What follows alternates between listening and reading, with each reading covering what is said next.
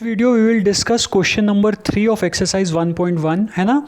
थोड़ा सा tricky question है, अच्छा क्वेश्चन है और थोड़ा सा कन्फ्यूजन भी रहता है इसमें स्टूडेंट्स को। Okay, so let us discuss the question. An army contingent of 616 members is to march behind an army band of 32 members in a parade. Okay, the two groups are to march in the same number of columns. What is the maximum number of columns in which they can march? अब इधर देखिए आप, अब यहाँ पे ये जो सम है, ओके इसमें हम HCF फाइंड आउट करेंगे, पर जनरली स्टूडेंट इसको याद कर लेते हैं कि हाँ आर्मी सोल्जर्स के बारे में बात हो रही है, 616 और 32 है तो हम उसका HCF ले लेंगे और बात ख़त्म। Okay, so this should not be the case. आपको बेसिक कंसेप्ट इसका समझना चाहिए that why we are taking HCF। ये क्यों जो ये जो सम है ये क्यों HCF पे बेस्ड सम है, हमको इसको समझना बहुत ज़रूरी है। Okay, so let us first see the concept behind it. Okay, अब सपोज कीजिए, देखिए अब देखिए यहाँ पे क्या लिखा है, column. So first what is a column? Okay, row और कॉलम की अगर बात कर लें, अगर हम रो बोलें, so what are rows? Horizontal lines are known as rows, इनको हम रोज बोलेंगे, है ना। जैसे ये फर्स्ट रो है, सेकंड रो है, थर्ड रो है, फोर्थ रो है। And what are columns? These vertical lines are known as columns. Vertical lines are known as what? Columns. तो ये आपका कॉलम 1 है, ये कॉलम 2 है, ये कॉलम 3 है और ये कॉलम 4 है, and like that. Okay, is it clear to you? अब देखो इसमें क्या लिखा है कि an army contingent of 616 members, मतलब 616 जो सोल्जर्स हैं वो मार्च कर रहे हैं किसके पीछे? बैंड के पीछे, बैंड मेंबर्स के पीछे, जो कि कितने हैं? 32 हैं एक परेड में। Okay, so the two groups are to march in the same number of column, दोनों को सेम कॉलम में ही चलना है। अब हम क्या करते हैं, एक काम करते हैं, ये 616 और 32 ये तो थोड़ी ज़्यादा नंबर की बात हो रही है, हम इसको छोटे नंबर से देख के समझते हैं। ओके, हम इसको छोटे नंबर से समझते हैं तो आपको ये और अच्छी से क्लियर हो जाएगा कि एक्चुअल में ये सम का कंसेप्ट क्या है ना। लेट अस सी। अब कॉलम तो आपको समझ में आ गया होगा। सपोज कीजिए कि 3 बैंड मेंबर्स हैं। कितने बैंड मेंबर्स हैं? 3 बैंड मेंबर्स हैं। अभी हम क्या कंसीडर कर रहे हैं? 3 band members. Okay, and suppose that there are 9 soldiers. अब हम कितने सोल्जर्स की बात कर रहे हैं? 9 सोल्जर्स की बात कर लेते हैं।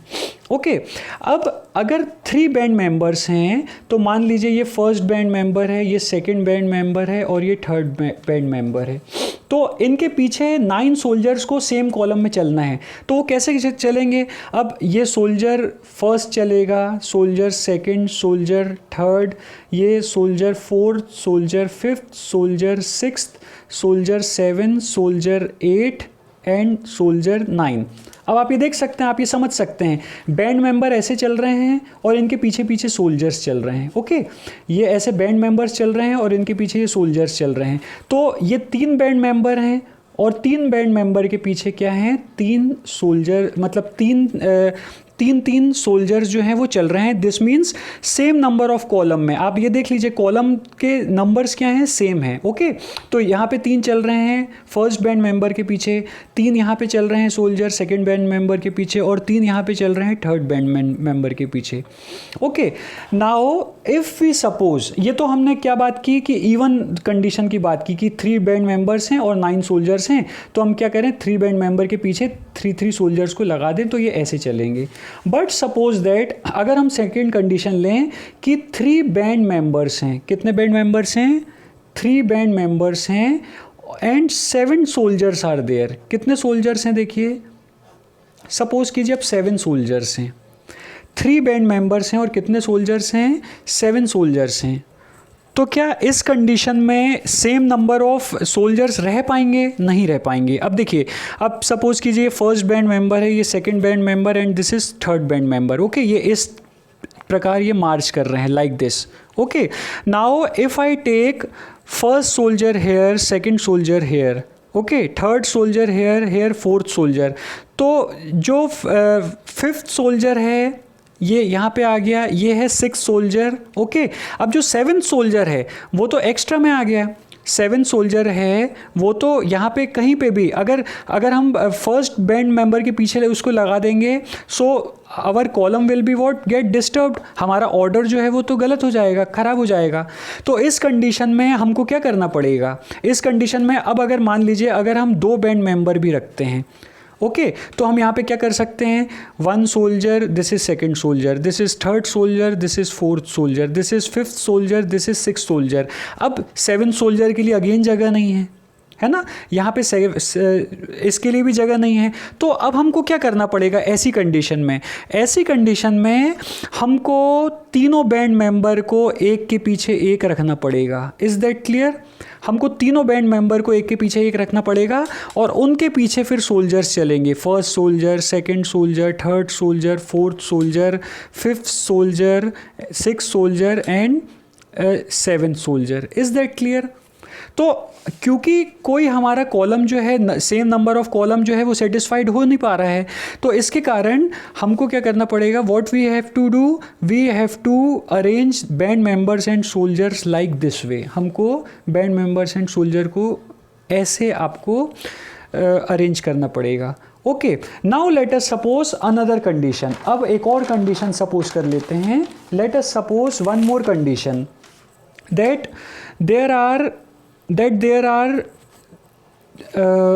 3 band members, okay, there are 3 band members and there are 6 soldiers, okay, there are 6 soldiers, okay, so what we will do, हम अब क्या कर सकते हैं, हम 2 कंडीशन में उसको फॉलो कर सकते हैं। व्हाट, बैंड मेंबर्स को हम 2 ले सकते हैं, ओके, बैंड मेंबर्स यहाँ पे बैंड मेंबर्स को हमें 3 लेना पड़ेगा क्योंकि 3 बैंड मेंबर्स हैं, तो बैंड मेंबर्स ये 3 हो गए, ओके, एंड सोल्जर कितने हैं, 6 सोल्जर्स है। So this is first soldier, second soldier, third soldier, fourth soldier, fifth soldier and this is your 6 soldier, okay. अब हम ये देख रहे हैं कि नंबर ऑफ कॉलम्स जो हैं वो क्या हैं, दोनों के सेम है। Is that clear? ओके, आपको आई होप ये चीज़ क्लियर हो गई होगी। अब क्वेश्चन ये अराइज होता है कि अब HCF से कैसे पता चलेगा कि कितने कॉलम्स में हमको अरेंज करना है, okay. How with the help of HCF we can find that how many columns should be arranged. So अब हम क्या करेंगे, देखिए अब मैं आपके सामने बता रहा हूँ कि 3 band members are there and 6 soldiers are there. How many band members are there? 3 band members are there and 6 soldiers are there. So 3 can be written as what? 3 को आप 3 into 1 ही लिख सकते हैं, and 6 can be written as what, 3 into 2 into 1, okay. So what is the HCF of 3 and 6? अगर आप 6 और 3 का HCF लेंगे then it will be what, 3, okay. तो HCF ऑफ 6 and 3 कितना हो जाएगा, 3 होगा। Is that clear? This means what, अब आप ये देख सकते हैं यहाँ पे कॉलम कितने बन रहे हैं, 3 कॉलम्स बन रहे हैं, बिकॉज HCF कितना आ रहा है यहाँ पे, 3 आ रहा है। Is that clear? अब जैसे पिछले सम की बात करते हैं, so now let's move on to our previous sums. अब यहाँ पे आप देखिए, how many band members are there, 3 band members, okay, and how many soldiers are there, 9 soldiers. So 3 can be written as what, 3 into 1, and 9 can be written as what, 3 into 3 into 1, okay. So what is the HCF of 3 and 9? HCF of 3 and 9 क्या होगा, again 3 होगा, okay। HCF तो लेना आपको आता है, okay. So HCF of 3 and 9 किसके equal होगा, 3 के इक्वल होगा। आप ये देख सकते हैं कि how many columns are there, 3 columns are there, this is first column, this is second column and this is third column, okay. अब इसकी बात करते हैं, 3 band members and 7 soldiers. See 3 can be written as what, 3 into 1, and 7 can be written as what, 7 into 1. So what will be the HCF of 3 and 7? 3 और 7 का HCF किसके equal होगा, 3 और 7 का HCF होगा 1 के equal. Is that clear?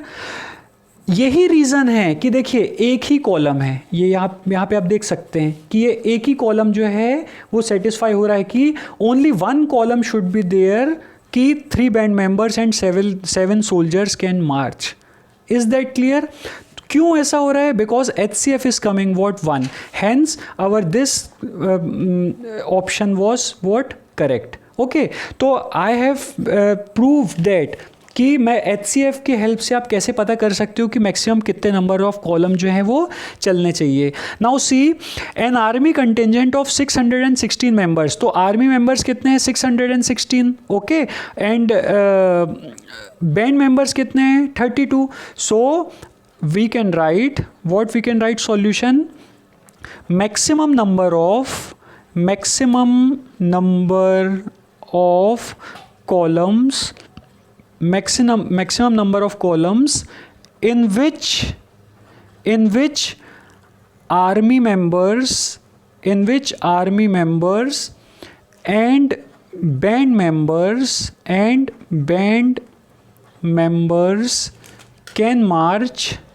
can march is equals to what? ये किसके इक्वल होगा? HCF of this will be equal to HCF of 616 and 32. Is that clear? I hope आपको ये चीज़ पूरी क्लियर हो गई होगी. Now we will take HCF of 616. We will take HCF of 616. So 2 से जाएगा. ओके. 2 3s are 6 के यहाँ पे 0 आएगा and 2 8s are 16. Okay. Then 2 1s are 2, 2 5s are 10, 2 4s are 8. Okay.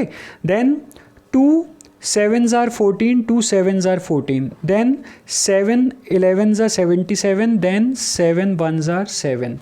Okay, so I have factorized, I have decomposed 616 into its prime factors. तो मैं यहाँ पे 616 को कैसे लिख सकता हूँ? 2 into 2 into 2 into 7 into 7, or this can be written as 2 raised to power 3 into 7 raised to power 2. Is that clear? Now I will factorize 32 into its prime factors. Okay, so 2 16s are 32, 2 8s are 16, 2 4s are 8, 2 2s are 4, and 2 1s are 2. This means what? 32 can be written as what? 32 can be written as, कैसे लिख सकते हैं? 2 into 2 into 2 into 2 into 2. This means 32 is equals to what? 2 raised to power 1 2 3 4 5. 2 raised to power 5. Is that clear? अब in previous classes I have already told you that how to take HCF, है ना? To find HCF of 616 and 32, what we will do? We will first take common prime factors. क्या लेंगे? First of all we will take common prime factors. हम सबसे पहले common prime factors लेंगे. Common prime factors कौन कौन से हैं? 616 एंड 32 में कॉमन प्राइम फैक्टर कौन है? Only 1. 2 common prime factor is there, है ना? Only 2 is there which is common. And here we will take smallest power. What we will take? Smallest power. Is that clear? So what is the smallest power of 2? यहाँ पे smallest power 2 की क्या है? 3. Okay. This means what? HCF of 616 and 32, HCF of 616 and 32 will be equals to what? किसके equal होगा? Prime factors की जो smallest power है उसके बराबर, है ना? This means what? This is equals to what? We will take prime factors along with their smallest power. So this will be equals to what? 2 raised to power 3. This means what? This is equal to 8. So you can write what? So your final conclusion is what? आप कितने maximum columns रख सकते हैं? How many maximum columns you can, in how many maximum columns you can arrange? So here is the answer. Therefore maximum 8 numbers of columns are there. Maximum 8 numbers of columns are there in which army members